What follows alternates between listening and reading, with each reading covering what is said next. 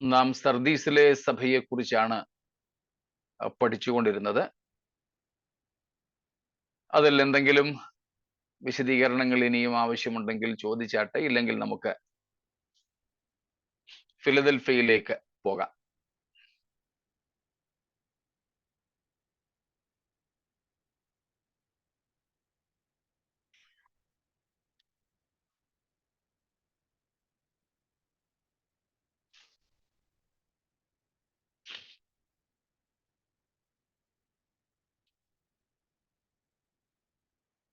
സംശയങ്ങൾ ഒന്നുമില്ല എന്ന് കരുതട്ടെ. എൻ്റെ ശബ്ദം വരുന്നുണ്ടല്ലോ? Yes, Pastor. ഓക്കെ. അപ്പം സർദീസിൽ നിന്ന് നമുക്ക് ഫിലദൽഫിയയിലേക്ക് പോകാമെന്ന് തോന്നുന്നു അല്ലേ?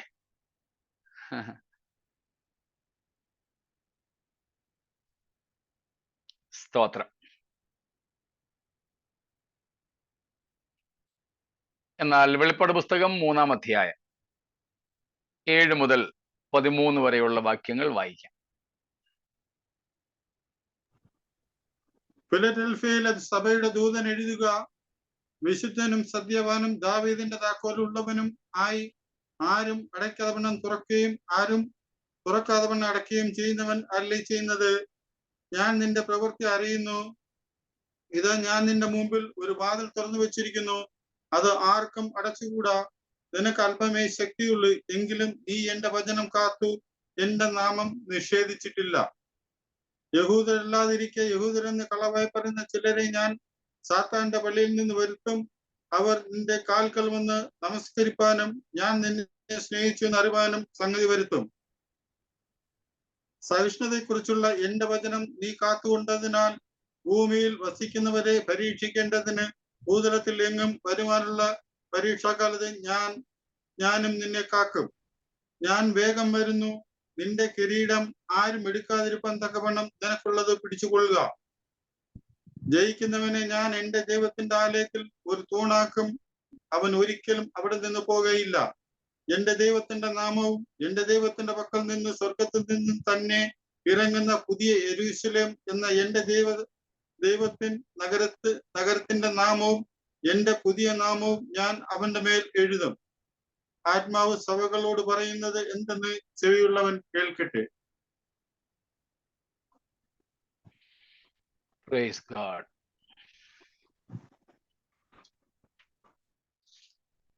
ഫിലദൽഫിയയിലെ സഭയ്ക്കുള്ള യേശുക്രിസ്തുവിന്റെ സന്ദേശമാണ് നാം ഇന്നു മുതൽ ചിന്തിച്ച് തുടങ്ങുന്നത്.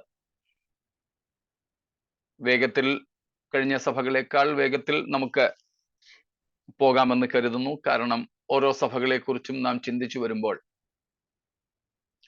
പല കാര്യങ്ങൾ പഠിച്ചത് ആവർത്തിക്കാതെ മുൻപോട്ട് പോകുന്നത് കൊണ്ട് ഒടുവിലത്തെ സഭകളെക്കുറിച്ച് കുറച്ച് വിശദീകരണങ്ങൾ മതിയാകും. ഫിലദൽഫിയ നമുക്കറിയാം, ബ്രദർലി ലവ്, സഹോദര സ്നേഹം എന്നാണ് ഈ പദത്തിന്റെ അർത്ഥം. മിക്കവാറുമൊക്കെ എല്ലാവർക്കും ഫിലെമോൻ, ഫിലദൽഫിയ, ഫിലെയോ എന്നൊക്കെയുള്ള പദത്തിന്റെ അർത്ഥം അറിയാം. ബ്രദർലി ലവ്, സഹോദര സ്നേഹം അല്ലെങ്കിൽ സാഹോദര്യ സ്നേഹം, അല്ലെങ്കിൽ സഹോദരങ്ങൾ തമ്മിലുള്ള സ്നേഹം എന്നൊക്കെയാണ് ഇതിന്റെ അർത്ഥം. ഫിലദൽഫിയ.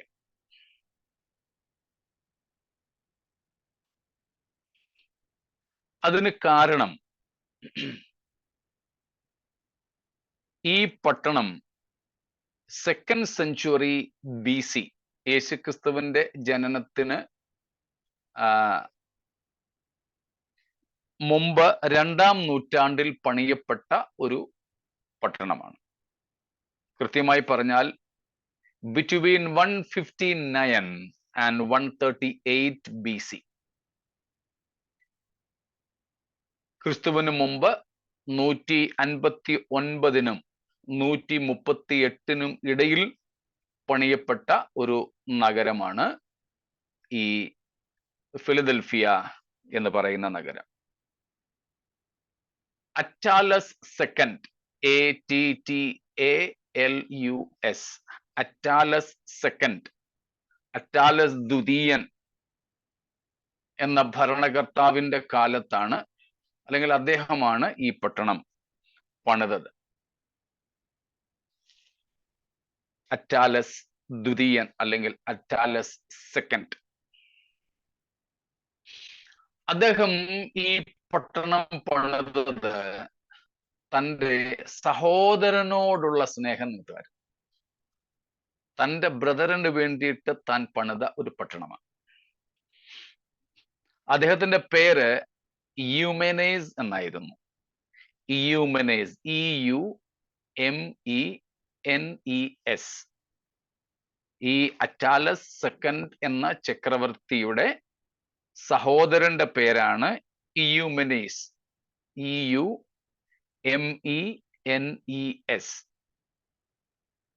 അദ്ദേഹത്തിന് വേണ്ടിയിട്ട് തൻ്റെ പേരിൽ പണിത ഒരു പട്ടണമാണ് ഈ ഫിലദൽഫിയ എന്ന് പറയുന്നത്.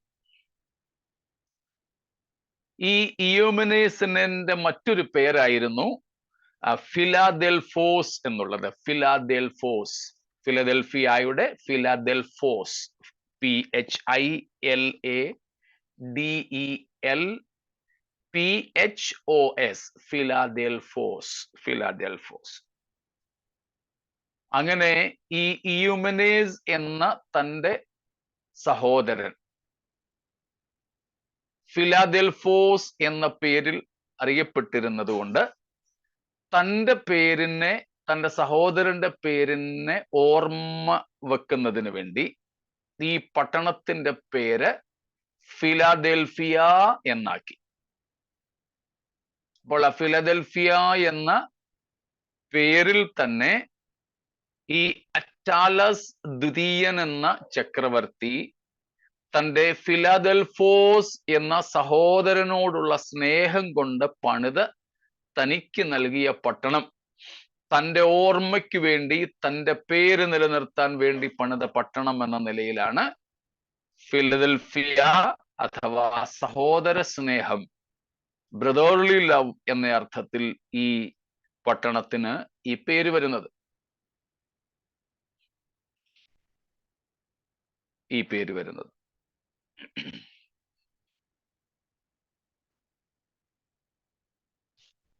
ഈ പട്ടണത്തിന്റെ പേര് പോലെ തന്നെ അവിടുത്തെ സഭയും ക്രിസ്തുവിനോട് വളരെ ലോയലായിട്ട് വിധേയപ്പെട്ടു നിന്നിരുന്നു. So as this name suggests, the church at Philadelphia stood very loyal unto Christ. As Attalus II, the emperor, built this city in memory of his brother Eumenes, who also was called Philadelphos, and in his memory the city was named as Philadelphia. The church at Philadelphia, the city, was also very loyal to Christ. ഈ പട്ടണം പണിയാൻ ഉള്ള ഒരു ഉദ്ദേശം, the purpose of building this city was missionary purpose. Missionary ഉദ്ദേശത്തോടുകൂടെയാണ് ഈ പട്ടണം പണിയപ്പെടുന്നത്. Missionary എന്ന് പറയുമ്പോൾ ക്രിസ്ത്യൻ മിഷനറീസ് എന്ന് മാത്രം ചിന്തിക്കരുത്. Anyone with a mission is a missionary. And Christian missionary is now commonly called missionaries.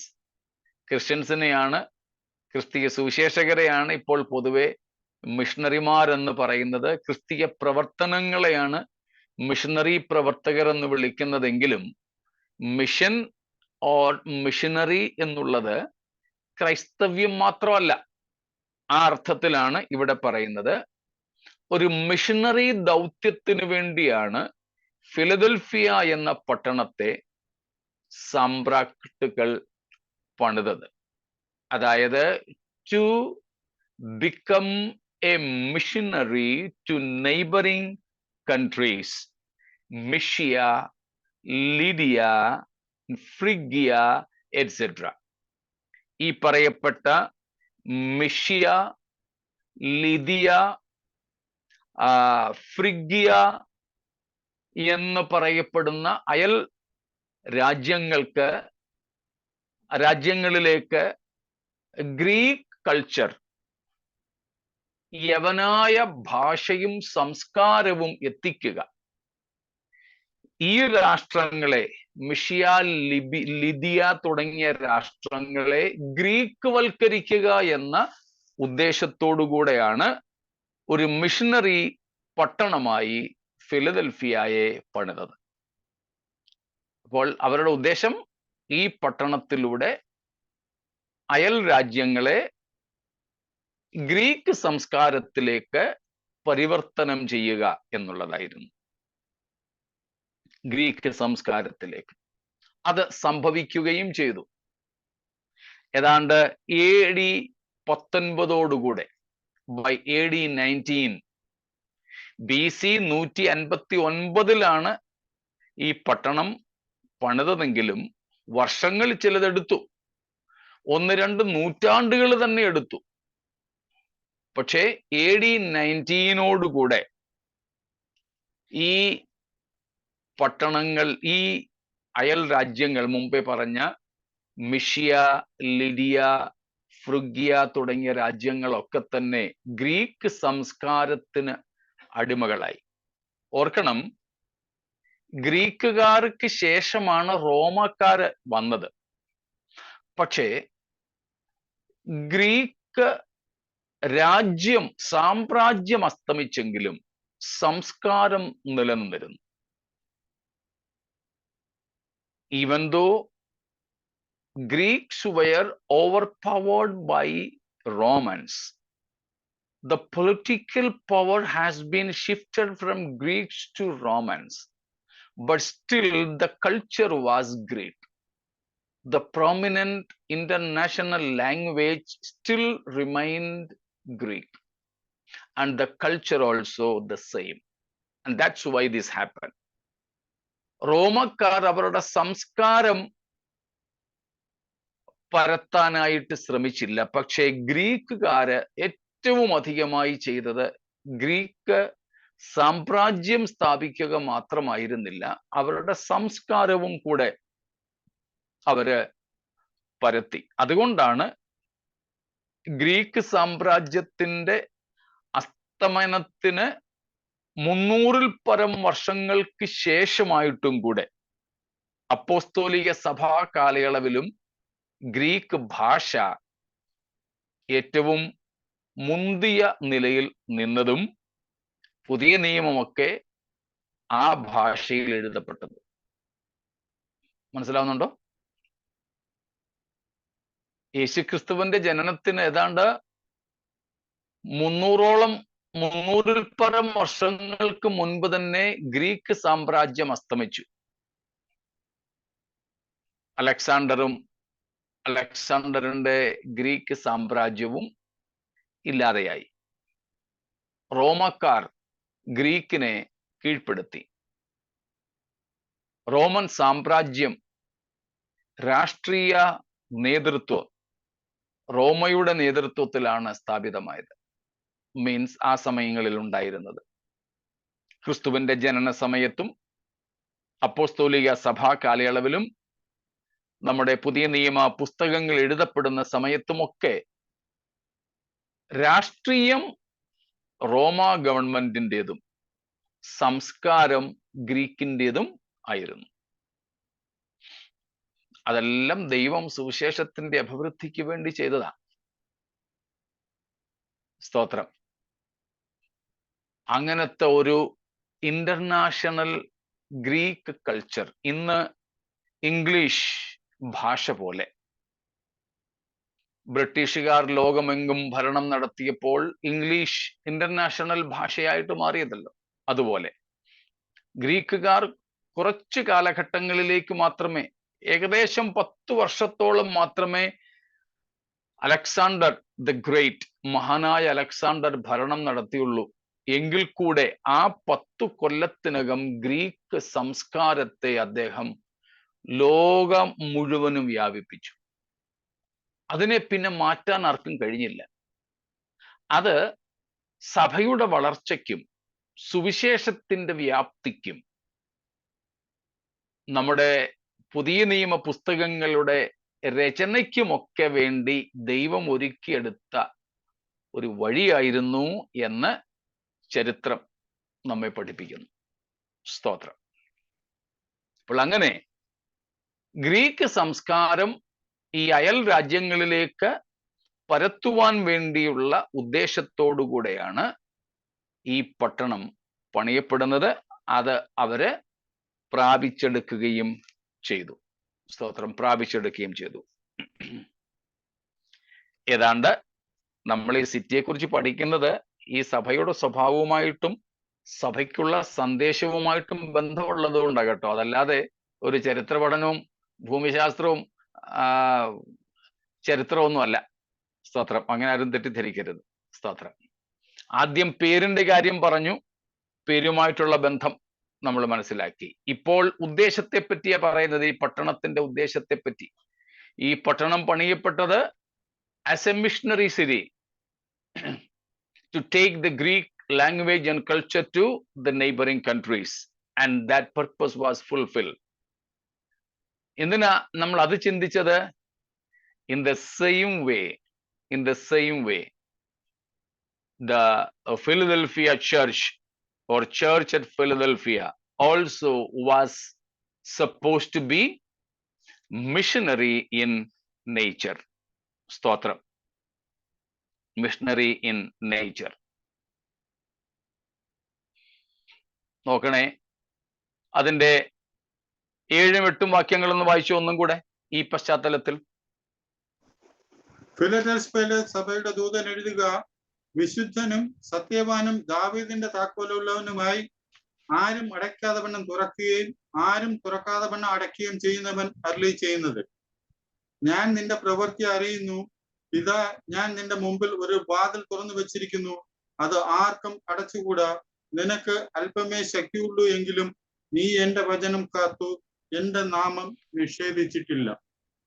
2 കാര്യങ്ങൾ നോക്കണേ. യേശുക്രിസ്തു അവിടെ എങ്ങനെയാണ് തന്നെ തന്നെ വെളിപ്പെടുത്തുന്നത്? ദാവീദിന്റെ താക്കോൽ ഉള്ളവൻ. ആരും അടയ്ക്കാതെ വണ്ണം തുറക്കുകയും തുറക്കാതെ വണ്ണം അടയ്ക്കുകയും ചെയ്യുന്നവൻ. 8ാം വാക്യത്തിൽ നിന്റെ മുമ്പിൽ ഒരു വാതിൽ തുറന്നു വെച്ചിരിക്കുന്നു, അത് ആർക്കും അടച്ചുകൂടാ. ഫിലദൽഫിയ പട്ടണത്തിന്റെ സ്ഥാപനം മിഷനറി ലക്ഷ്യത്തോടുകൂടെ ആയിരുന്നു. ഗ്രീക്ക് സംസ്കാരം അയൽ രാജ്യങ്ങളിലേക്ക് പരത്തുവാൻ വേണ്ടി ആ പട്ടണത്തെ പണിതെടുത്തു. ആ ലക്ഷ്യം അവർ നേടി. യേശു കർത്താവ് ഫിലദൽഫിയ സഭയോട് പറയുന്നു, ഇതേപോലെ തന്നെ സഭയെ ഞാനും നിന്നെക്കുറിച്ച് എന്താണ് ആഗ്രഹിക്കുന്നത്? നീ ഒരു മിഷണറി സഭയായിരിക്കണം. അതിനുവേണ്ടി ഞാൻ എന്ത് ചെയ്തിരിക്കുന്നു? നിന്റെ മുമ്പിൽ സുവിശേഷത്തിന് വേണ്ടിയുള്ള ഒരു മിഷനറിയായി നിനക്ക് ലോകത്തിൽ പ്രവർത്തിക്കുവാൻ വേണ്ടിയുള്ള വാതിൽ തുറന്നു വെച്ചിരിക്കുന്നു.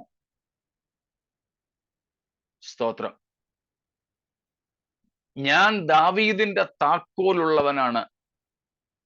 ഞാൻ തുറന്നാൽ അത് ആർക്കും അടയ്ക്കാൻ പറ്റില്ല. അതുകൊണ്ട് ലോക സുവിശേഷീകരണത്തിനായി ലോകത്തിന്റെ മിഷനറി ദൗത്യവുമായി ഞാൻ നിന്നെ ആക്കി വെച്ചിരിക്കുന്നു.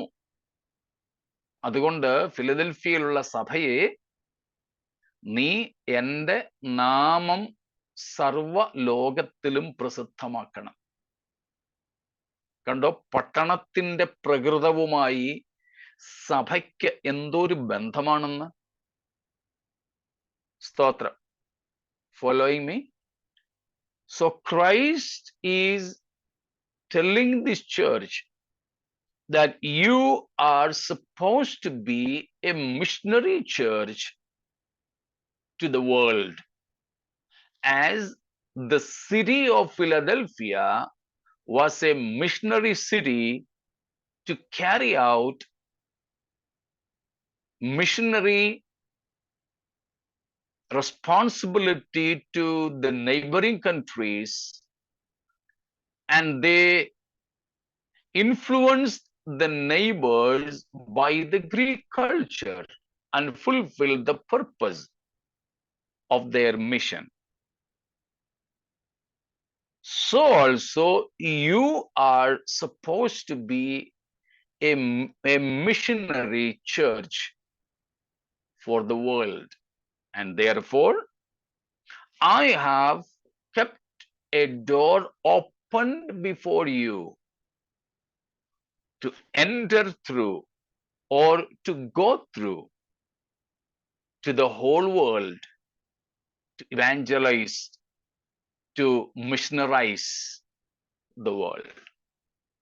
And I'm the one with the keys of David.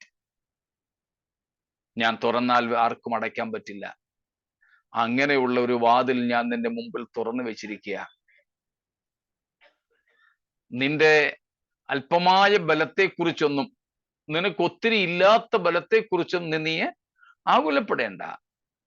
ഞാനാണ് വാതിൽ തുറന്നു വെച്ചിരിക്കുന്നത്.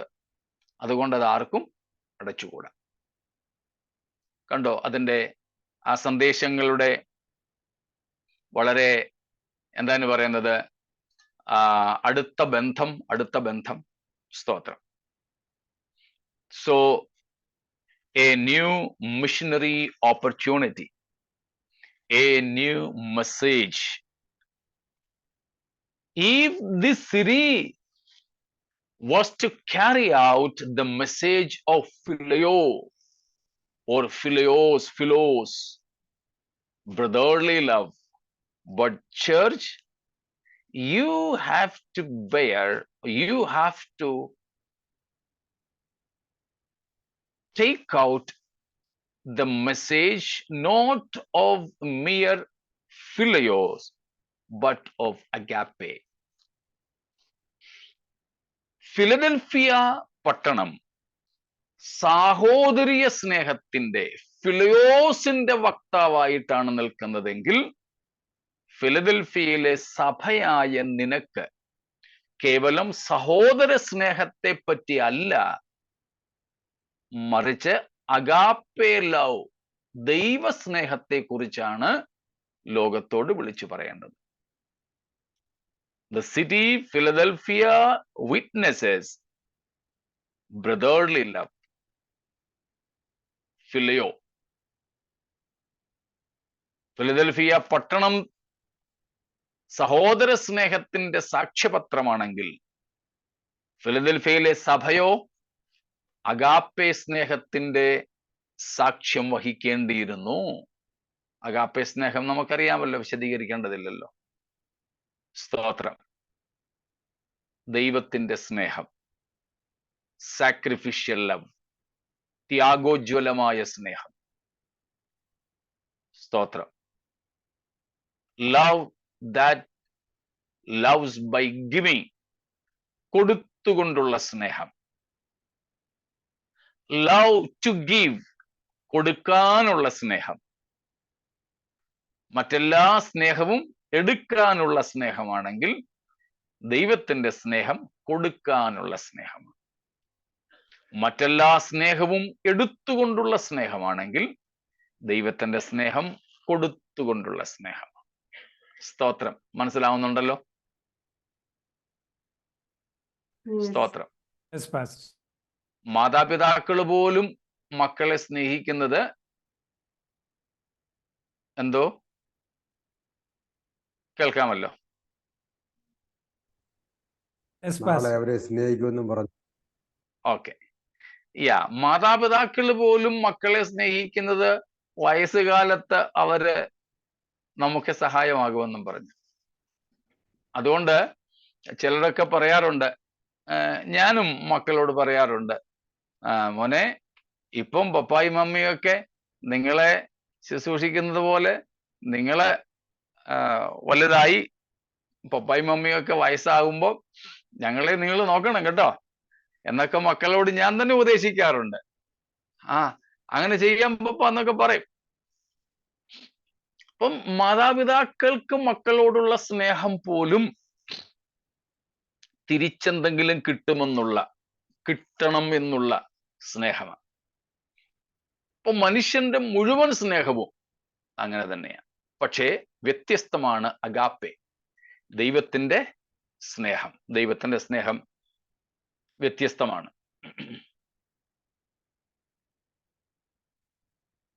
അത് എന്തെങ്കിലും കിട്ടിയത് കൊണ്ടോ കിട്ടാൻ വേണ്ടിയോ അല്ല. സ്തോത്രം. കൊടുത്തുകൊണ്ടും കൊടുക്കാൻ വേണ്ടിയുമുള്ള സ്നേഹമാണ്. പുത്രനെ തന്നുകൊണ്ടും നിത്യജീവൻ തരാൻ വേണ്ടിയുമുള്ള സ്നേഹം. പുത്രനെ തന്നുകൊണ്ടും അല്ലെങ്കിൽ തന്നെ താൻ തന്നുകൊണ്ടും നിത്യജീവൻ തരുവാൻ വേണ്ടിയും ഉള്ള സ്നേഹമാണ് ദൈവത്തിന്റെ സ്നേഹം. യോഹന്നാൻ 3:16 അങ്ങനെയാണല്ലോ നമ്മെ പഠിപ്പിക്കുന്നത്. സ്തോത്രം.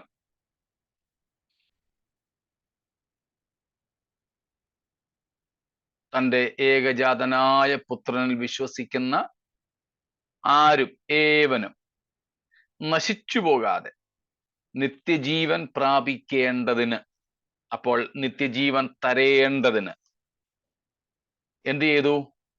തക്കവണ്ണം സ്തോത്രം ലോകത്തെ സ്നേഹിച്ചു. അപ്പം പുത്രനെ തന്നുകൊണ്ടും നിത്യജീവൻ തരാൻ വേണ്ടിയും നമ്മെ സ്നേഹിച്ച സ്നേഹമാണ് അഗാപ്പെ, ദൈവത്തിന്റെ സ്നേഹം. നമ്മൾ നേരത്തെ ഒത്തിരി കണ്ടിട്ടുണ്ട്. അൺകണ്ടീഷണൽ, വ്യവസ്ഥകളില്ലാത്ത സ്നേഹം. ഒരു വ്യവസ്ഥയും വെക്കാതെ നമ്മെ സ്നേഹിച്ച സ്നേഹം. നമ്മുടെ ജീവിതത്തിലെ മുഴുവൻ പോരായ്മകളും അറിഞ്ഞുകൊണ്ട് നമ്മെ സ്നേഹിച്ച സ്നേഹം. A love that loved by knowing everything. മനുഷ്യന്റെ സ്നേഹമോ ഭാര്യാഭർത്താക്കന്മാര് പോലും ചിലർ പറഞ്ഞു കേട്ടിട്ടുണ്ട്, ഇതൊക്കെ നേരത്തെ അറിയാമായിരുന്നെങ്കിൽ ഞാൻ കല്യാണം കഴിക്കത്തില്ലായിരുന്നു തന്നെ. ഭാര്യാഭർത്താക്കന്മാര് പോലും പറയും. അപ്പം അറിയാതെ സ്നേഹിച്ചു പോയതാണ്. ഇനിയിപ്പോ എന്ത് ചെയ്യാനാണ്? എന്നാൽ ദൈവം അങ്ങനെ ഒരിക്കലും നമ്മോട് പറയത്തില്ല, ഞാൻ അറിയാതെ നിന്നെ അങ്ങ് സ്നേഹിച്ചു പോയെന്നില്ല. അറിഞ്ഞുകൊണ്ട് നമ്മെ സ്നേഹിച്ച സ്നേഹമാണ്. ഇങ്ങനെ ഒത്തിരി പ്രത്യേകതകളുള്ള സ്നേഹമാണ് ദൈവത്തിന്റെ സ്നേഹം. ആ സ്നേഹത്തിന്റെ വക്താക്കളായി നമ്മൾ തീരണം എന്നാണ് ഫിലദൽഫിയ സഭയോടുള്ള ദൂതിൽ നിന്ന് ദൈവസഭ മനസ്സിലാക്കേണ്ടത്. So we are not just to be witnesses of human love, not just of charity, nor of even brotherly love, but rather we should bear witnesses, or we should be missionaries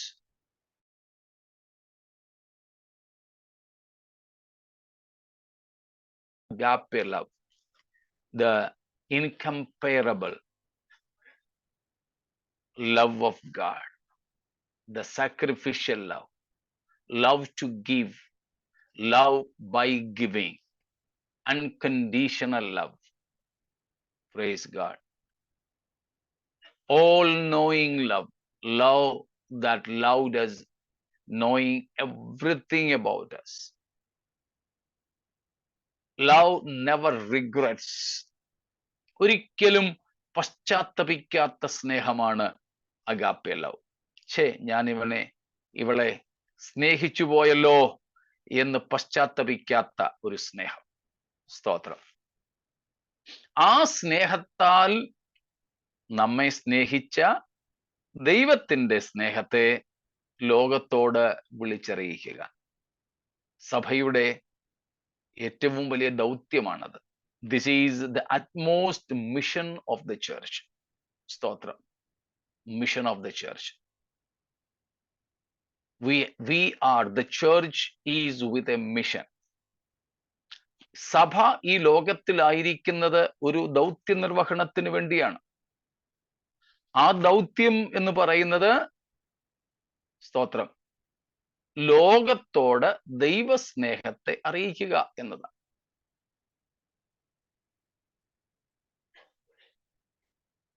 ലോകമേ, ദൈവം നിന്നെ സ്നേഹിച്ചു.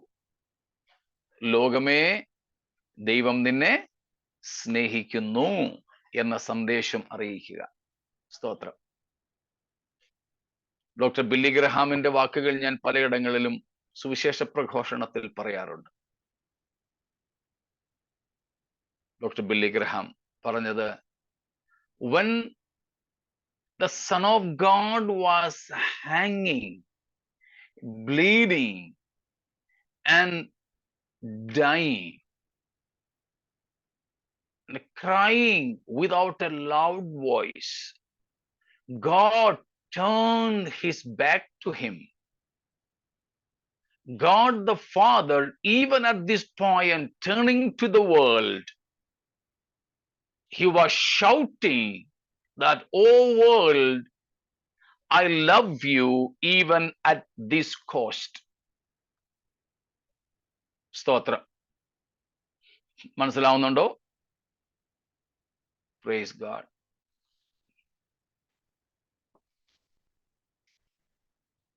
അദ്ദേഹം പറഞ്ഞത്,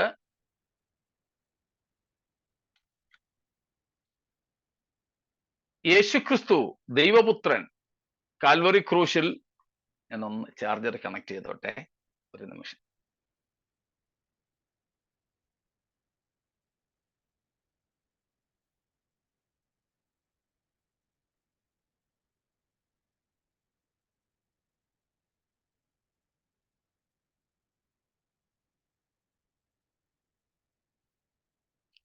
Sorry for the inconvenience. സ്തോത്രം. Doctor Billy Graham പറഞ്ഞത്, ദൈവപുത്രനായ ക്രിസ്തു ക്രൂശിൽ രക്തമൊലിപ്പിച്ച് തൂങ്ങിക്കിടന്ന് നിലവിളിയോടെ പ്രാണൻ വിടുമ്പോഴും പുത്രന്റെ നിലവിളിക്ക് നേരെ ചെവി പൊത്തി പുത്രന് പുറം തിരിഞ്ഞു നിന്ന് ലോകത്തോട് പിതാവായ ദൈവം വിളിച്ചു പറഞ്ഞു അത്രേ, ലോകമേ, ഇത്രയധികം വില തന്നുകൊണ്ടും ഞാൻ നിന്നെ സ്നേഹിക്കുന്നു. ദൈവസഭ ലോകത്തോട് ഇതേ ദൗത്യം നിർവഹിക്കണം. എന്തേ? ദൈവം തൻ്റെ ഏകജാതനായ പുത്രനെ തന്നുകൊണ്ട് ലോകത്തെ സ്നേഹിച്ചു എന്ന സന്ദേശം നാം ലോകത്തിന് കൈമാറണം. കഴിഞ്ഞ കുറെ വർഷങ്ങളായിട്ട് ഞാൻ പൊതുവേദികളിൽ, കൺവെൻഷനുകളിൽ ഒക്കെ ഏറ്റവും അധികം പ്രസംഗിച്ചിട്ടുള്ള സന്ദേശം ദൈവസ്നേഹത്തെക്കുറിച്ചാണ്.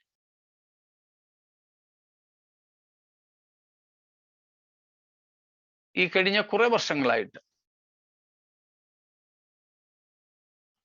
ഞാൻ കർത്താവിനോട്, എന്താണ് കർത്താവേ ഈ ജനത്തോട് അങ്ങ് സംസാരിപ്പാൻ ആഗ്രഹിക്കുന്നത്? എന്നെ അറിയിച്ചാൽ ഞാൻ ആ സന്ദേശം അവരുമായി പങ്കുവയ്ക്കാം. അധിക സമയങ്ങളിലും കർത്താവിനോട് പറഞ്ഞിട്ടുള്ളത്, നീ അവരോട് ഞാൻ അവരെ സ്നേഹിക്കുന്നുവെന്ന് പറയുക. ചില സന്ദർഭങ്ങളിൽ കർത്താവിനോട് പറഞ്ഞിട്ടുണ്ട്, എൻ്റെ പുത്രനെ കുറിച്ച് അവരോട് പറയുക. അതുകൊണ്ട് കഴിഞ്ഞ കുറെ വർഷങ്ങളായി സഭയ്ക്കകത്തും പുറത്തുമുള്ള അധികം യോഗങ്ങളിലും ഞാൻ ഈ രണ്ട് സന്ദേശങ്ങളാണ് കൊടുത്തിട്ടുള്ളത്. ദൈവസ്നേഹത്തെക്കുറിച്ചും ദൈവപുത്രനായ ക്രിസ്തുവിനെ കുറിച്ചും. ദൈവസ്നേഹത്തെക്കുറിച്ച് പറയുമ്പോൾ തന്നെ പുത്രൻ അതിൽ വരും. അത് കൂടാതെ യേശുക്രിസ്തുവിന്റെ ആളത്വത്തെക്കുറിച്ചും ക്രിസ്തു നമുക്ക് വേണ്ടി ചെയ്തതിനെ കുറിച്ചും പ്രസംഗിക്കാറുണ്ട്. കൂടുതലും ഞാൻ അതാണ് ചെയ്യാറ്. സ്തോത്രം. കൺവെൻഷനുകളാണെങ്കിൽ അതാണ് അധികമായി ഞാൻ ചെയ്യുന്നത്. അതെ, ദൈവസഭയും തിരിച്ചറിയേണ്ടത് ദൈവത്തിന്റെ സ്നേഹത്തെക്കുറിച്ച് അത്യധികമായി. സ്തോത്രം. കൂടെ വരുന്നുണ്ടല്ലോ. Praise God. സ്തോത്രം. Yes, of course, Mole. Understanding the love of God is a very healthy treatment to spiritual ailments. സ്തോത്രം. പല ആത്മീയ രോഗങ്ങൾക്കും ആത്മീയ ശോഷണങ്ങൾക്കുമൊക്കെ ഉള്ള പരിഹാരമാണ് ദൈവസ്നേഹത്തെക്കുറിച്ചുള്ള ഒരു കാഴ്ചപ്പാട്. സ്തോത്രം. നാമും അധികം ധ്യാനിക്കേണ്ടത് ദൈവത്തിന്റെ സ്നേഹത്തെക്കുറിച്ച്. പക്ഷേ പലപ്പോഴും സംഭവിക്കുന്നത് എന്താ? സ്നേഹത്തെക്കുറിച്ചൊക്കെ നമ്മൾ ഓർക്കുമെങ്കിലും ദൈവത്തിന്റെ സ്നേഹത്തെ അളക്കാനുള്ള നമ്മുടെ പാത്രം ലൗകികമാണ്. That is the problem. Many a times we contemplate on the love of God, but the measurement is done with worldly measuring rods, scales or balances. അല്ല, ദൈവസ്നേഹത്തെ അളക്കാനുള്ള അളവുകോലുകളും ദൈവീകമായിരിക്കണം, ഭൗതികമാകരുത്, ലൗകികമാകരുത്. സ്തോത്രം. ഇപ്പോൾ കർത്താവ് ഫിലദൽഫിയയിലെ സഭയോട് പറയുന്നത് ഇതാണ്: You have to be a missionary church, but rather of the agape love. നമുക്കും ജനത്തോടതാണ് പറയേണ്ടത്. ദൈവം ലോകത്തെ സ്നേഹിച്ചു, ദൈവം നിങ്ങളെ സ്നേഹിക്കുന്നു. സ്തോത്രം. അതിന്റെ അർത്ഥം നിങ്ങൾ ഇപ്പൊ ഇരിക്കുന്ന അവസ്ഥയിലെങ്കിൽ ഇരിക്കണമെന്നല്ല. ദൈവം സ്നേഹിച്ചത് നിങ്ങളെ തന്റെ ഹിതപ്രകാരം മാറ്റിയെടുക്കാനാണ്. ഈ സന്ദേശമാണ് നമുക്ക് ലോകത്തോട് പറയേണ്ടത്. സഭയ്ക്കകത്തും ഈ സന്ദേശം നാം അറിയിക്കണം. സ്തോത്രം. നമ്മൾ പക്ഷേ ദൈവസ്നേഹത്തെ കുറിച്ചൊക്കെ പറയുമ്പം ദൈവം വാരിക്കോരി അത് തരാൻ പോകുന്നു, ഇത് തരാൻ പോകുന്നു എന്നൊക്കെയാണ്. അവിടെയാണ് നമ്മൾ സന്ദേശത്തെ, ദൈവ സന്ദേശത്തെ ട്വിസ്റ്റ് ചെയ്യുന്നത്, തിരിച്ചു മറിച്ച് കോട്ടിമാട്ടിക്കളയുന്നത്. അത് ചെയ്യരുത്. ക്രൂശിനെ കുറിച്ച് പോലും നമ്മൾ പ്രസംഗിക്കുമ്പം പലപ്പോഴും ഭൗതികത്തിൽ കൊണ്ടാണ് നിർത്താറ്. അവിടെയാണ് നമ്മുടെ തെറ്റ്. സ്തോത്രം. ദൈവം സ്നേഹിക്കുന്നു. അപ്പം അതുകൊണ്ട് കേൾക്കുന്നവർക്ക് ഞാൻ ഈ ഇരിക്കുന്ന ഇരിപ്പിലിരുന്നാ മതി, ദൈവം ഇനിയും ഇങ്ങോട്ട് തരാൻ പോവാണ്, എനിക്ക് the demands of the love of God, ദൈവസ്നേഹത്തിന്റെ ആവശ്യങ്ങളും ആഹ്വാനങ്ങളും ഒന്നും അവർക്ക് വിഷയമല്ലാതായിട്ട് തീരുന്നു. അത് പാടില്ല. സ്തോത്രം. നാം ദൈവസ്നേഹത്തെ കുറിച്ച് പറയുമ്പോൾ വ്യവസ്ഥകളില്ലാതെയാണ് ദൈവം നമ്മെ സ്നേഹിച്ചത്. അപ്പോൾ തന്നെ ആ ദൈവസ്നേഹത്തോടുള്ള നമ്മുടെ പ്രതികരണങ്ങൾ അതും കൂടെ നാം പറയണം. സ്തോത്രം. ഇത്രമാത്രം നമ്മെ സ്നേഹിച്ചെങ്കിൽ, സപ്പോസ് ഒരു ദൈവസ്നേഹത്തിന്റെ ഒരു ഡിമാൻഡ് വ്യവസ്ഥകളില്ലാതെയാണ് സ്നേഹിച്ചത്. ശരി തന്നെ. ഡിമാൻഡ് എന്ന് പറയുന്നതിനേക്കാൾ ഒബ്ലിഗേഷൻ, ആ സ്നേഹത്തോടുള്ള നമ്മുടെ ബാധ്യത, നമ്മുടെ കടപ്പാട് നമ്മൾ അറിയിക്കണം. ഒരു ഉദാഹരണം, ജോൺ 3:16 നമുക്കറിയാമല്ലോ. യോഹന്നാൻ 3:16 നമുക്കറിയാം.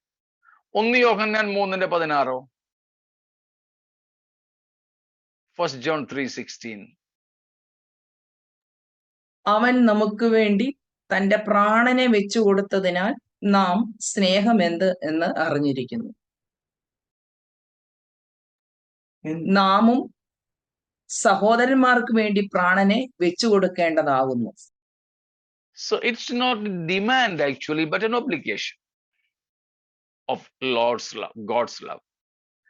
ദൈവസ്നേഹത്തിന്റെ ആഹ്വാനം അല്ലെങ്കിൽ നമ്മോട് ആവശ്യപ്പെടുന്നത് എന്നതിനേക്കാൾ ദൈവസ്നേഹത്തോടുള്ള നമ്മുടെ കടപ്പാട് കണ്ടോ?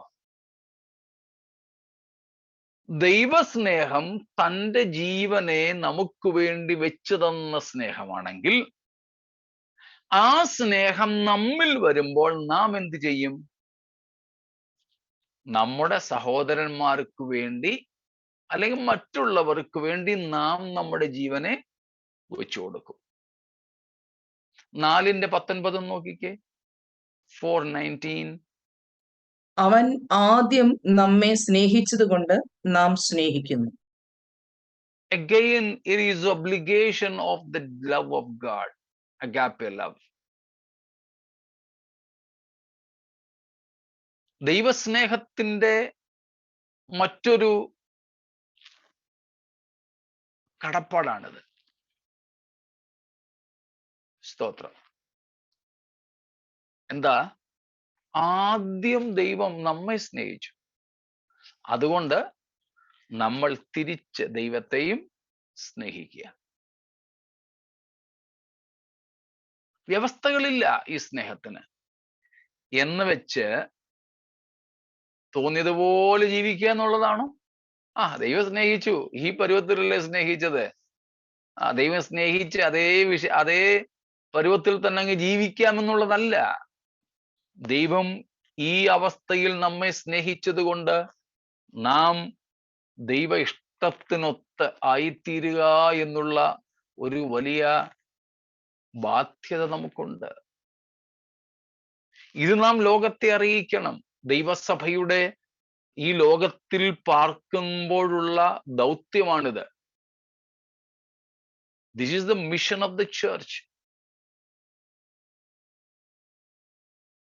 To share, to describe about the love of God, how he loved, how he manifested his love, and what is our obligation therefore, what we are ought to. ഇത് നമ്മുടെ സഭകളിൽ നാം അറിയിക്കണം. നമ്മൾ തന്നെ ഈ കാര്യങ്ങൾ മനസ്സിലാക്കണം.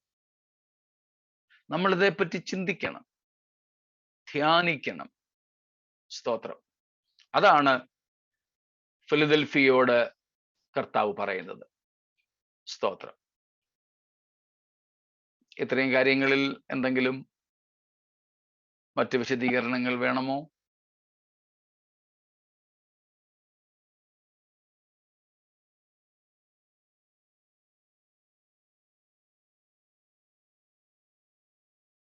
It's clear. It's clear. Okay. എങ്കിൽ നമുക്ക് മുൻപോട്ട് പോകാം. ഈ പട്ടണത്തിന്റെ, ഫിലദൽഫിയയുടെ മറ്റൊരു വിശേഷത, സ്തോത്രം, മറ്റൊരു വിശേഷത അതും കൂടെ നമുക്ക് നോക്കാം. സ്തോത്രം. ഫിലദൽഫിയയുടെ ഒരു അവസ്ഥ എന്ന് പറയുന്നത്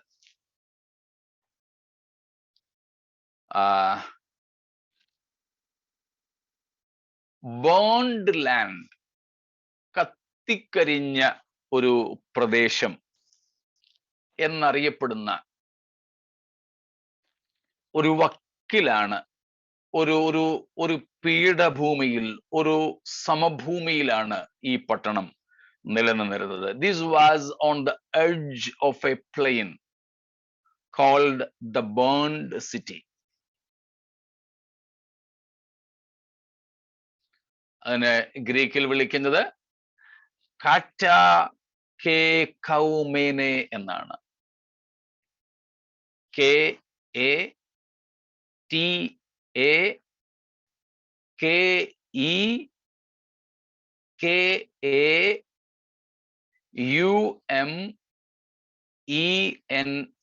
ഒരിക്കൽ കൂടെ ഞാൻ സ്പെല്ലിംഗ് പറയാം.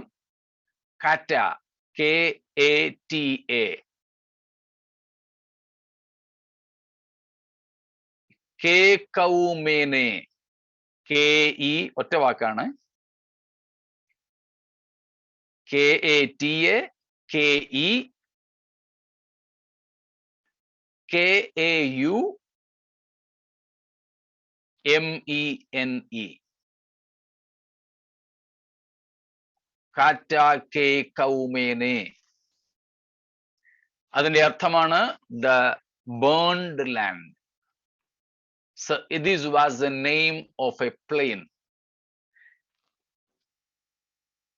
of which the edge the city was placed.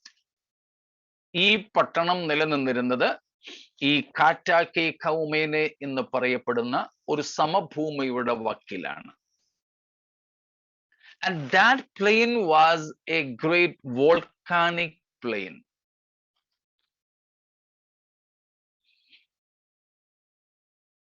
അവിടെ ഒത്തിരി ഈ ലാവായൊക്കെ ഒഴുകി വരുന്ന തരത്തിലുള്ള അഗ്നിപർവ്വത ഈ പൊട്ടുന്ന തരത്തിലുള്ള പീഠഭൂമികളായിരുന്നു അത്. സ്തോത്രം. So it was a fertile land in the sense അവിടെ മറ്റ് പ്രത്യേകിച്ചുള്ള ബിസിനസ്സോ കൊമേഴ്സ് ഒന്നും അധികം ഇല്ലാതിരുന്ന, വാണിജ്യപരമായ പ്രത്യേകതകളൊന്നും ഇല്ലാതിരുന്ന ഒരു പട്ടണമായിരുന്നു. Because of all these, the city was very much of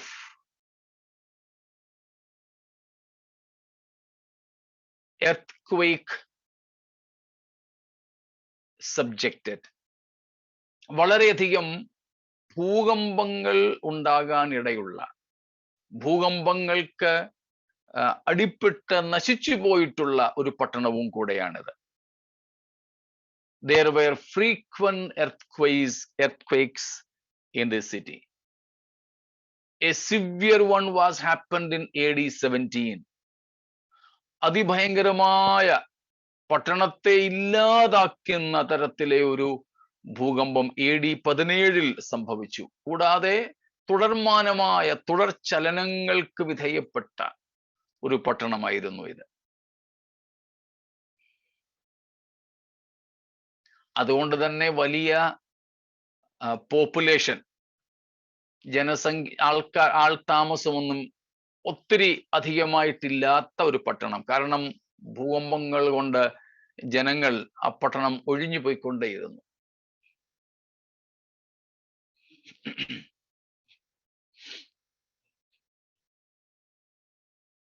അതുകൊണ്ട് ഈ പട്ടണത്തെ വിളിച്ചിരുന്നത് എ സിറ്റി ഓഫ് എർത്ത്ക്വേക്സ് എന്നാണ്.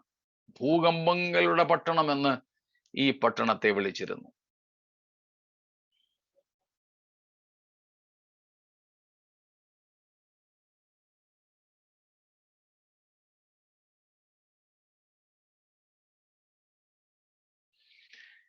ഈ പശ്ചാത്തലത്തിൽ വേണം നാം ഈ സഭയോടുള്ള കർത്താവിന്റെ ദൂതിനെ മനസ്സിലാക്കാൻ. സ്തോത്രം.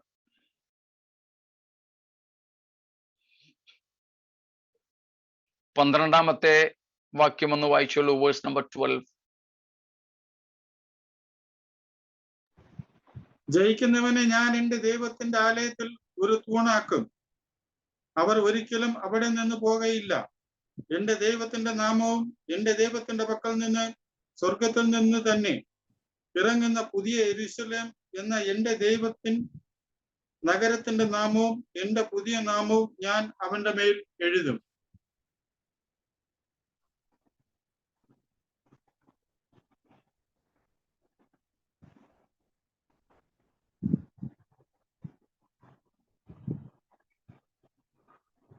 പന്ത്രണ്ടാം വാക്യം കഴിഞ്ഞോ? യെസ്.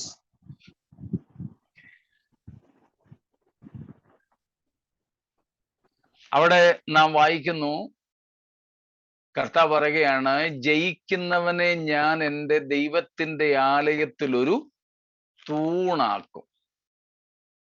അവൻ അവിടെ നിന്ന് ഒരിക്കലും പോകയില്ല.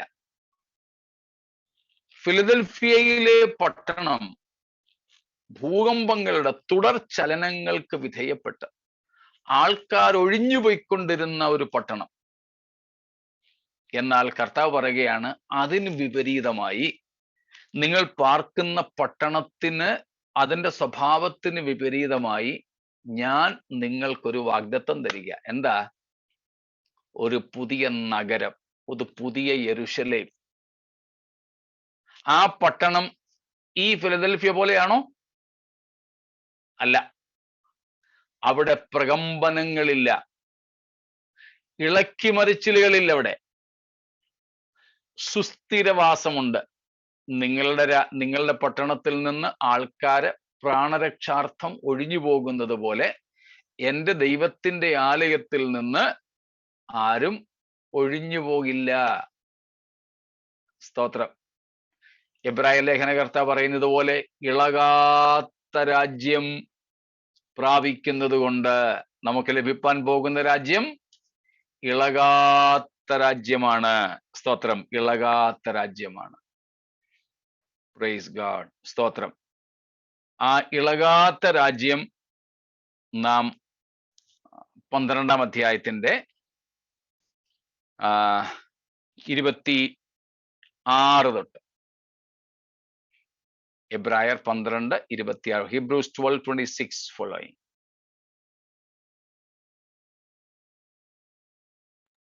അവന്റെ ശബ്ദം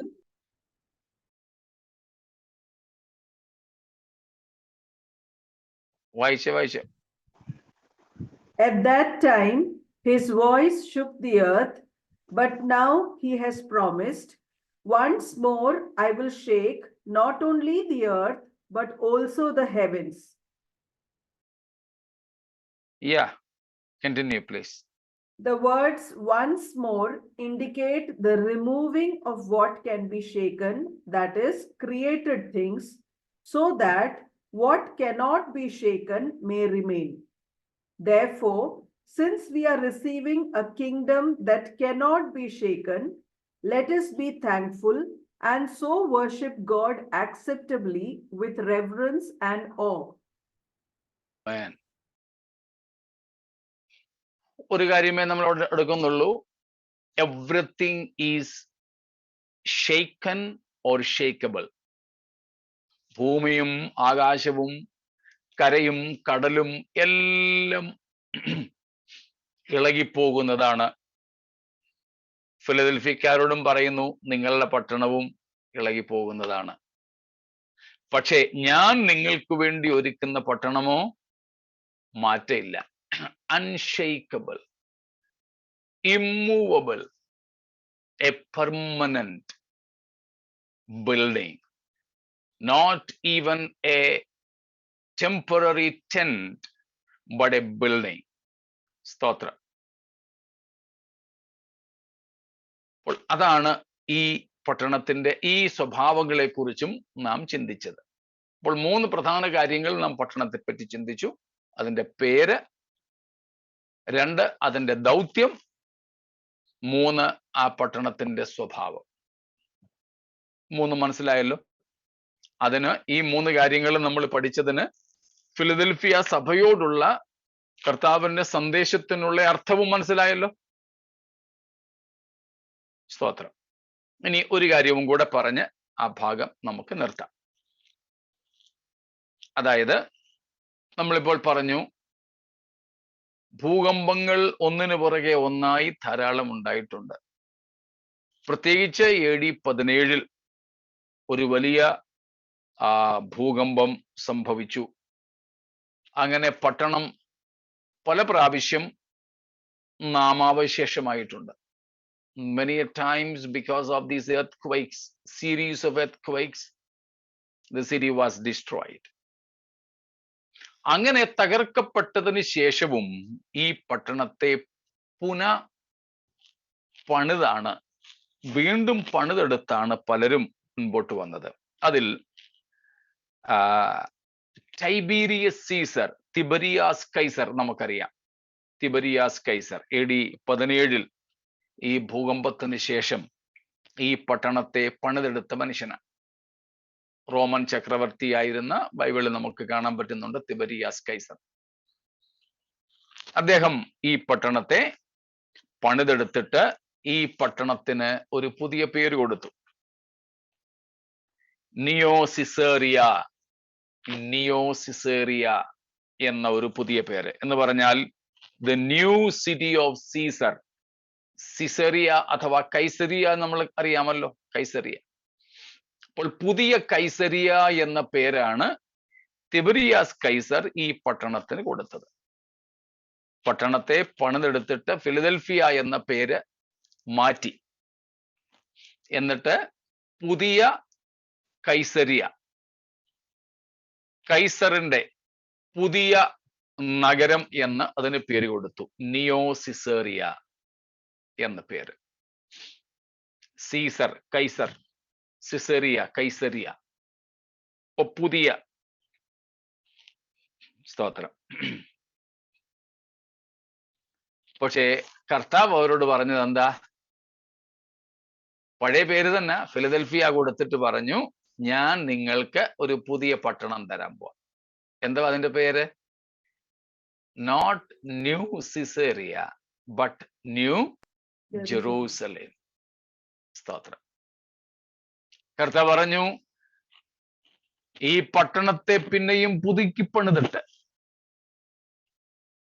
ആ പണിതയാളിന്റെ പേരിട്ട് ഇതിനെ വിളിച്ചെങ്കിൽ ഫിലദൽഫിയ സഭയെ ഞാൻ നിങ്ങൾക്ക് തരാൻ പോകുന്ന പട്ടണം ഇത് തന്നെ പുതുക്കി പണിതിട്ടല്ല, ഇൻ ബ്രാൻഡ് ന്യൂ ജെറൂസലേം, ഒരു പുതിയ യെരുശലേം എന്ന നഗരം ഞാൻ നിങ്ങൾക്ക് തരുവാൻ പോകുകയാണ്. സ്തോത്രം. Praise God. പുതിയ യെരുശലേം എന്ന പട്ടണം അല്ലെങ്കിൽ നഗരം കർത്താവ് ഫിലദൽഫിയ സഭയ്ക്ക് കൊടുക്കുവാൻ പോകുന്നു എന്നുള്ള വാഗ്ദത്തം നമുക്ക് ഈ പട്ടണത്തിന്റെ പശ്ചാത്തലത്തിൽ വളരെ പ്രസക്തമായതാണ്. സ്തോത്രം.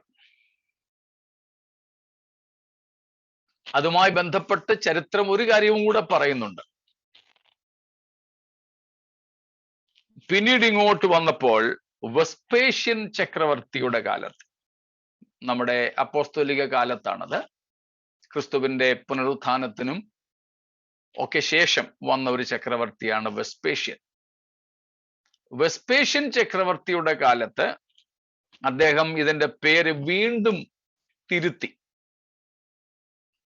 ഫ്ലേവിയ എന്നാക്കി. ഫ്ലേവിയ.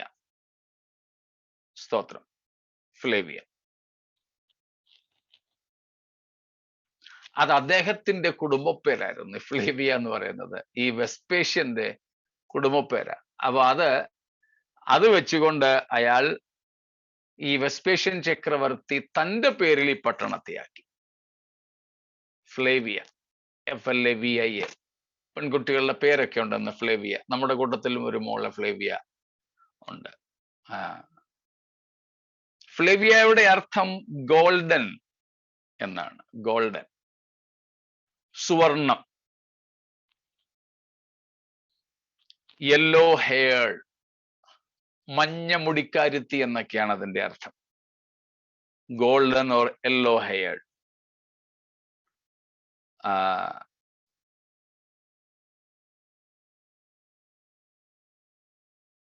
ഡിക്ഷണറി കൊടുക്കുന്ന പേര് Flavia is A gorgeous girls name of Latin origin and an alternative form of Flavius.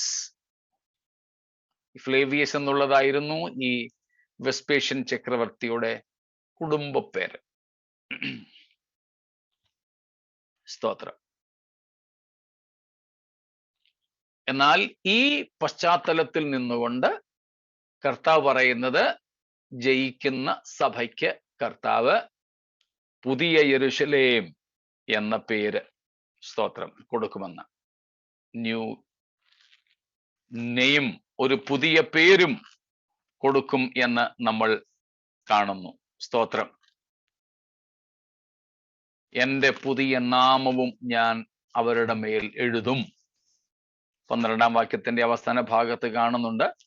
സ്തോത്രം. സ്വർഗത്തിൽ നിന്ന് 3 പേരുകളാണ് അവിടെ പറഞ്ഞിരിക്കുന്നത് അല്ലേ? അവൻ ഒരിക്കലും അവിടെ നിന്ന് പോകുകയില്ല, ജയിക്കുന്നവൻ. എന്റെ ദൈവത്തിന്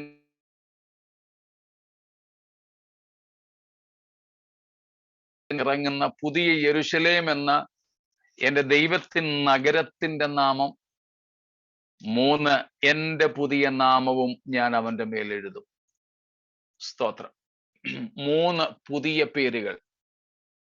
പട്ടണത്തിന്റെ പേരിങ്ങനെ മാറി മാറി വന്നു. ഫിലദൽഫിയ വന്നു, പുതിയ കൈസരിയ എന്ന് വന്നു, ഫ്ലേവിയ എന്ന് വന്നു. കർത്താവ് പറയാണ് സഭയോട്, ഞാൻ നിങ്ങൾക്ക് ജയിക്കുന്നവന് 3 പേരുകളാ എഴുതാൻ പോകുന്ന അവന്റെ പേര്.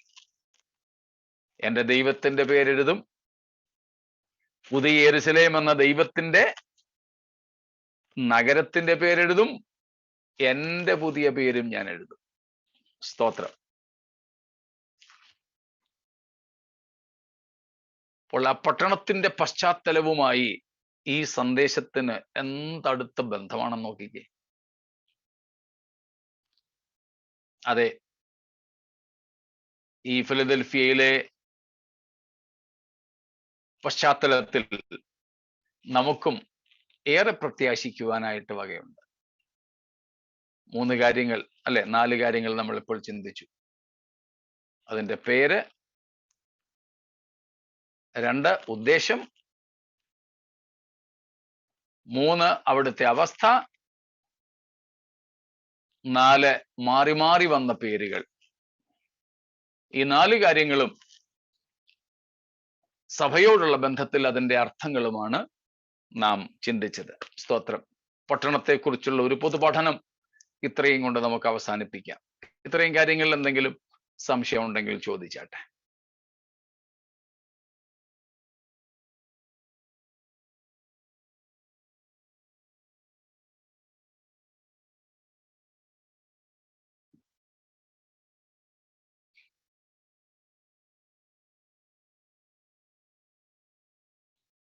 മറ്റൊന്നുമില്ല എങ്കിൽ നമുക്ക് അടുത്തതായിട്ട് ചർച്ച് അറ്റ് ഫിലദൽഫിയ, ഫിലദൽഫിയയിലെ സഭയെ പറ്റി പഠിക്കാം.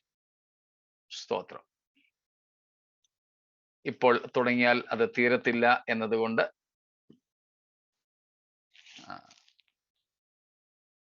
4 മിനിറ്റുള്ളം തോന്നല്ലോ. ഇനി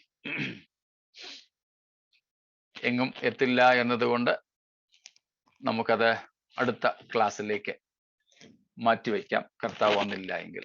സ്തോത്രം.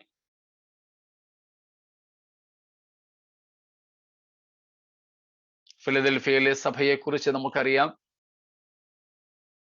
ഈ 7 സഭകളിൽ കർത്താവ് കുറ്റമൊന്നും പറയാത്ത 2ാമത്തെ സഭയാണ്.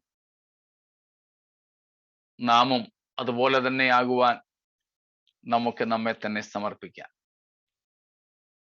ജയാളികളായി കർത്താവിൽ